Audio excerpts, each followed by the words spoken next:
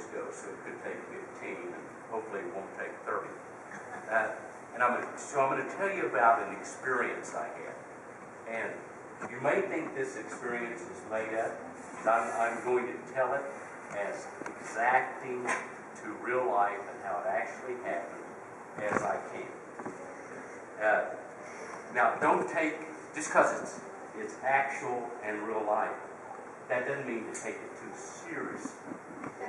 So play with it, and just imagine if this happened to you. So I was walking down the street in Park City, and Ursula and I were talking about sort of how this feels.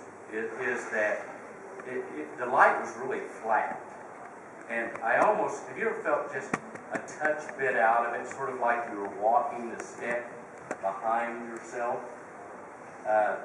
And that was how I was feeling. I'd gotten up and gone to play golf.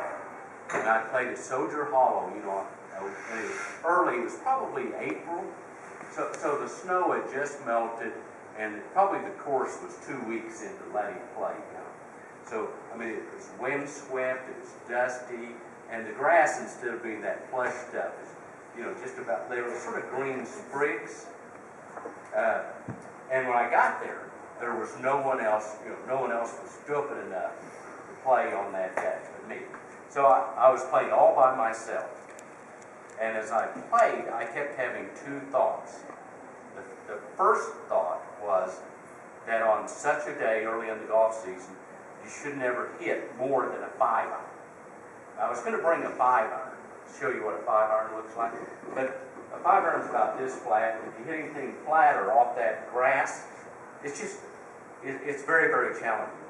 Your club hits and just bounces off. So I was going along thinking about the conditions and the 5-iron. And the other thing I was thinking about is one of those chiming bells, or bowls. They have them over here. You know, that's my Oklahoma accent. The word I'm saying bowl is B-O-W-L, bowl. So, yeah, I just wanted to make sure you understood what I was saying. Not a bow and arrow. Right? Not a bow and arrow. That's exactly right. So, I had seen it in this little sort of new agey shop in downtown Park City, and you hit it, and you rub around the edges, and it goes, and you can make it, you know, loud enough that people's contact lens shatter. You know, I mean, you can really get it going. So the reason I thought about it is I've been looking for a chiming bow because I read this article in Southwest Airlines magazine on the way to Midland, which is a great spiritual center. And I read it, and it talked about a Buddhist or a Hindu practice of ringing a chiming bell in your house to disperse the bad spirits or to bring light into the house.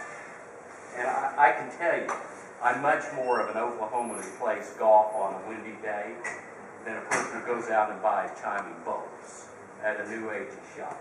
So, but the idea sort of appealed to me because I was thinking, you know, anytime you get up and you're sort of out of sorts, or in a bad mood, or you just feel like you need to have more light in the house or allow a laugh in, you could ring this little bell. And I thought, well, you know, we could even do it with the girls. So if anyone's sort of out of sorts, we can all sort of be aware of how we're feeling and ring the bell and sort of change our spirit. So after I finished playing, I went straight, parked in downtown Park City, and, you know, walked down the sidewalk behind, you know, people walking along with, you know, Michigan hats on. You know how it is in downtown Park City. You see a little bit of everybody from the entire country walking the streets. So I walked in this new agey store, and it's one of those when you walk in, you know, suddenly there's that music, sort of like they play here. There's almost a chiming nature with violins and chanting and drums, and someone singing, but they're not really singing words, they're just sort of singing sounds. And you can smell things. You know, it's one of those places that just goes whoosh. I don't know if it's incense or oils or if it's candles, but you get this real feel. So I went back and I looked at the bowl and looked at how much it was. And walked back, and finally, a woman came up to me. You know, at New Agey shops, it's not like going to a commission sales place. You know, where someone comes up immediately and says, "Hi, can I help you? Are you looking for, you know, refrigerators?" You know, they're more of. And so she finally said, "Can I help you with something?" I said, "Well, I'm thinking about the chiming bell." And she says, "Well, take your time, enjoy the shop, and Janice is here doing spiritual readings." And I thought, hell's bells. They've got a fortune teller. You know, my grandmother in Oklahoma used to talk about going to Venice Beach, California in the summers. And, you know, she'd always come back with stories of what the fortune tellers told her. So I thought, gosh, they have a fortune teller. Now I'm from Oklahoma, where they thought they ought to be burned at the stake for a while. But nevertheless, it's sort of an interesting thought. And there was Janice, and she said hi, and I said hi, and I quickly looked at the books because, you know, if you've been with yourself all day long, you really, it's not the time you're real chatty, if you know what I'm saying. Especially if you feel like you've been walking a half step behind yourself. So I turned and looked, you know, some book. It probably said Buddha in His Younger Life, or Buddhist Theories on Bugs, you know, all those little books they have in there. So I slowly was going through the bookstore thinking, but I was dating a girl at the time. I wasn't married. And the girls, I think they were 5 and 2 or 6 and 3. And one of the girls I dated had given me a book. She wanted us to read a book together. And the book was Judy Orloff's Positive Energy. And what it was about was who you associate with. And you know, how they feed energy or take energy away from you. A little new agey for an Oklahoma guy, but I sort of liked the book because the book talked about if you want to get started, just start paying attention to what you feel from someone. And I was playing with that. I've always liked the thought of just playing with ideas. So I'd been playing with that thought all week long, and Janice was pretty close to me. So I started just seeing if I could feel, you know, what kind of energy I felt from her. And so I walked around the store, and this took about 30 minutes. And surprisingly enough, I ran into Janice a hell of a lot. So, you know, I was getting that feel. So I finally went to the chiming bowl, and I said, I want to buy this. And I can't remember, it was what I thought was a lot of money for a chiming bell, or chiming bowl. So the woman disappeared in the back, and then she came back and said, "I'm sorry, we don't have it." And I said, "Well, I know you have it." And she looked at me strange. I said, "Because here one is. It's right here. You've got one, I know."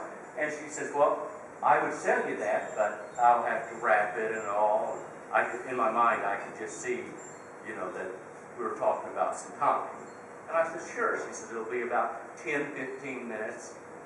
So she disappeared. And I looked up, and there was Janice again. I said, "Okay, Janice, why don't I have a reading?" So I said, "Where do we do this?" And she said, "There's a room in the back." We went behind the little curtains, you know, and there was 2 chairs. And we see the people here all the time. We're always joking that the two, occasionally you'll see 2 readers, you know, talking to each other. And we always get the idea they're competitors. One of them saying, "So your life's going to be shit." Well, your life's going to be shit too. So we hope that didn't get on the internet. So I sat down and I said, "I've never done this before. How does it work?" And she says, "Well, I meditate some, and then we'll talk about what I feel." And I said, "Okay." And I said, "Well, and how does the pain work?" And she says, "Well, I heard a long time ago that you should charge $1 a minute." And I said, "Okay." I said, "Hold on a sec." So I reached in my pocket, and then I realized what a gomer I looked like. Because, you know, I'd gotten up, I played by myself, I had, you know, sort of a pair of sweatpants and a sweat top on, a golf hat, and I can remember it had been a windy day, so my hair was sort of like an airplane coming out of the hat, and I had golf shoes on. And they were sort of dusty, and you know, I thought, hell, and I was wind blown, and my face was red. I reached in, and there was 2 golf balls, a bunch of tees, and a bunch of crumpled up dollar bills. So I started, and I said, okay, let's do 25 minutes, because that's all the money I had. So I laid out my $25, and so I was just a little questioning about this too. So we closed our eyes, and she meditated a little bit, and she was meditating with the spirits. I was meditating on what the hell am I doing here? And so she said, okay, and she said, do you have any questions for me? And I said, no. Sort of what do you feel? And she said, well, first the spirits want me to tell you that this is your last time on earth. Now at that point, I'd been staring at the doorknob to the room, and I can tell you the urge to vote was just barely below my Oklahoma politeness. I mean, if it had been an edge more, bam, I would have been out that door. And I said, oh, okay. And I said, what does that mean? And she said, well, you didn't want to come here in the first place. I said, okay. And then we paused a second, and she said, I need to tell you something. And this is where it got sort of, and she said, when you walked in, I could feel your vibrations. And you have higher vibrations than I've ever felt in my entire life. She says, that's the reason I walked around. I could feel it. And I didn't have to talk to you. It was just enough to be there with you. And I said, okay. Again, I looked at my pants with the dust on them and my Gomer-looking golf shoes. And she said, and the spirits want me to tell you this, that very soon your vibrations will rise to the level of Jesus and Buddha and the Dalai Lama and God.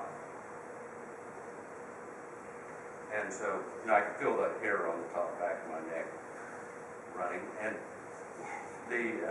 I looked up, and I should have had a lot of great follow-up questions. like, what the hell does that mean? Or as my friend Larry Shelton says, have you recently gone off your medication? So I paused and I said, what else? And I said, and how does this happen? She says, it happens by you doing nothing. It would just happen naturally. And I said, okay. And I said, anything else? And she said, yes, and this is also the first time you've ever been here. And this is all new to you. You wanted to go to some of the other planets, but this is the planet they wanted you to come to. And I said, okay, I'll ask you a couple questions. What about my granny? And she said, well, she's still up in heaven, and she's doing the advisory role on where people go for their next life. Okay. And I said, what about my girls? And she said, well, your main role in your life is to be with your girls. Simply that. And so I gave her the $25 and left. So I spent the next few days wondering what the hell that experience meant. I mean, it's not every day that an Oklahoma kid after playing golf is told he's the next Jesus, or Buddha, or Gandhi, or the Dalai Lama. So I started thinking about that, and the next day it struck me as really funny.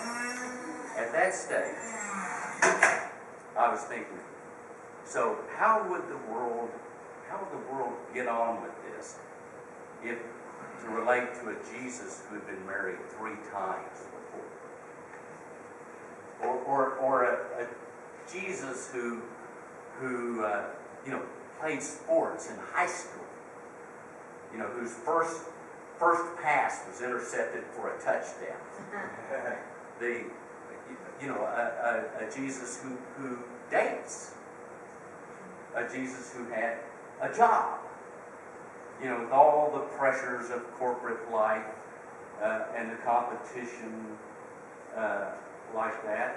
A Jesus who has, a past, a real, just regular life, imperfect Jesus or Buddha.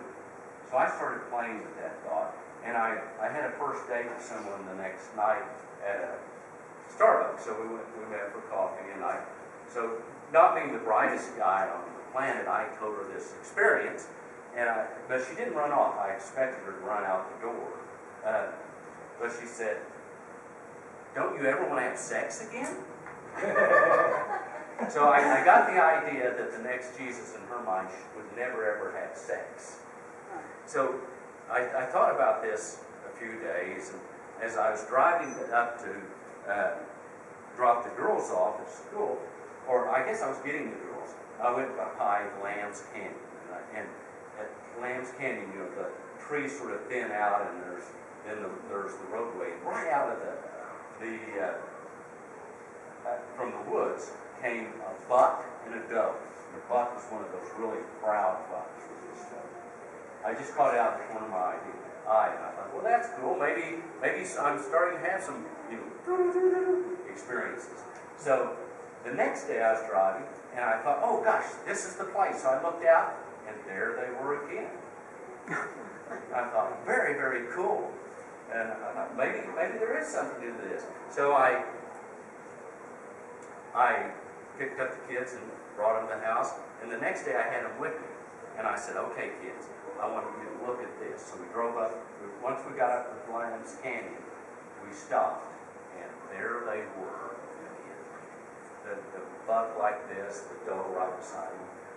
We stared and looked at it. Finally, Gretel said, "Dad, I don't think they're moving."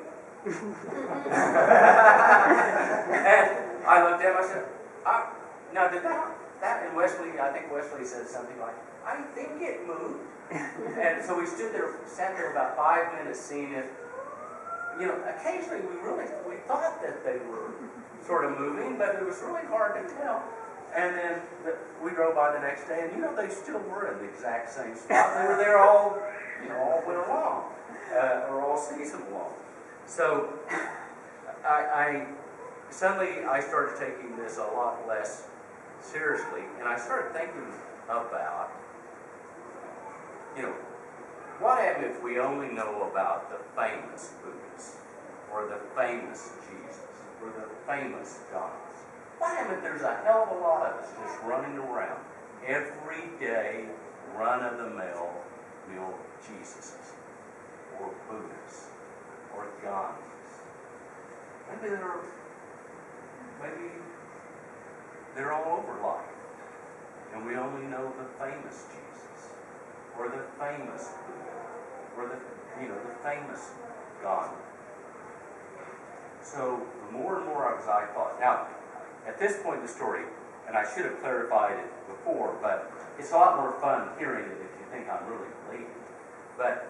And the story is, the way I told it, exactly as it happened.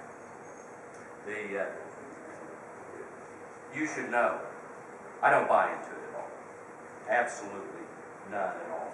I don't think I'm the next Jesus. I don't think I'm the next Gandhi. I don't think I have higher vibrations than the next guy who's outside the street. You never went back to that store, though. What? You never went back to that. Was your first time in the store, and then your last time in the store, right?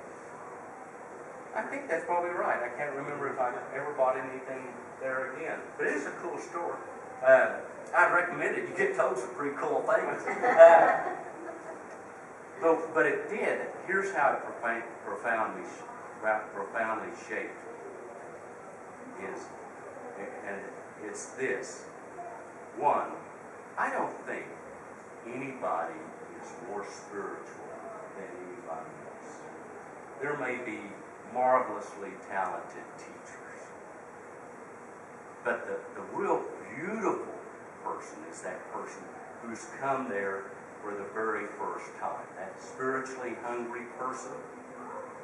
That's where the spirituality is. It's not with the person who thinks they're spiritual.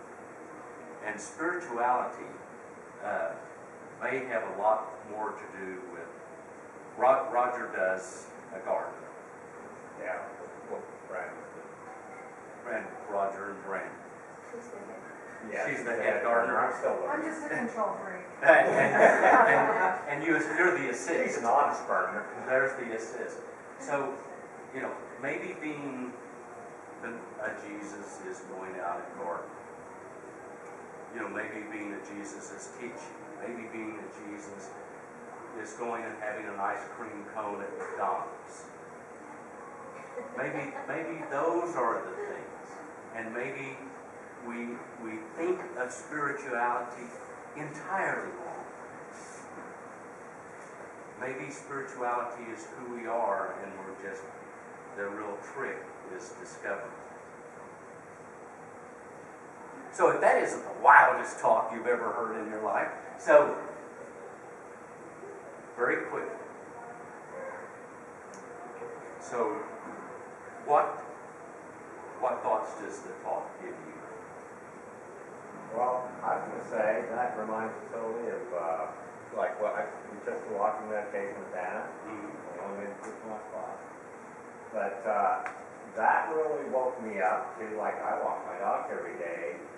I mean, it's a very solemn experience to me. I never view it like meditation or like, and so at that, and then since then, it makes me realize, just as your talk speaks of it, everything in life, depending how I look at it, can be very spiritual. It's like, I mean, it's everywhere, I felt like that really opened up my mind. I was close-minded about it, and didn't see every opportunity that's around me that could be enlightened. Yeah, that could be. Yeah, and And even every person can teach me, it's just sort of on and off. absolutely, and that sort of gets to our philosophy of our group. Yeah. That, in fact, now please don't burn my house tonight. But the philosophy of all of us are Jesus, all of us are Buddha, all of us are God to each other. And therefore, when we come to hear those words. And that's one reason we try to listen to what each other have to say. So, Mike, what do you think of my strange experience? What does it bring up for you? I'm not sure how